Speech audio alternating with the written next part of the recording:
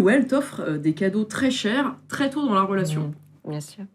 Alors, à surveiller, je ne dis pas qu'il ne faut pas y aller, mais effectivement, on a l'impression que c'est un peu la définition du fameux love bombing, c'est-à-dire de marquer son territoire d'une façon absolue, de développer un truc de passion et d'être une empreinte qui sera très difficile ensuite, une fois qu'on se retire, à laisser passer. On a beaucoup de mal à s'en remettre. C'est à la fois c'est inattendu et quasiment pas mérité de recevoir autant d'amour dès le début, parce qu'on ne se connaît pas vraiment, on ne sait pas vraiment qui est l'autre.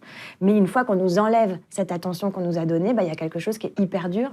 Il y a un vrai deuil qui se fait et finalement on se dit mais qu'est-ce qui s'est passé dans ma vie à ce moment-là? Donc effectivement oui, gros problème de love bombing. Un truc qui peut être un peu similaire parfois, il ou elle te dit je t'aime au bout de 10 jours. Ça peut être un peu entre les deux. Oui, c'est à voir, c'est rediscuter-en dans 3 mois, mais oui, il y a quelque chose dans ça.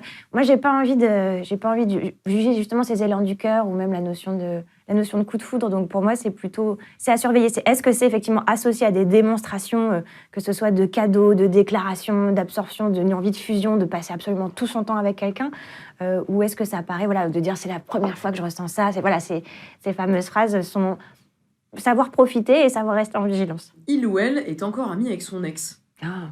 Ça, c'est un truc que beaucoup de gens supportent pas. Moi, je suis la fille qui tranchera pas. Je suis balance. Non, ça se réfléchit aussi. Je suis assez sûre qu'on peut développer des relations très saines et amicales pour les personnes qui vont compter et qu'on a aimées. On peut continuer à les aimer d'une certaine façon.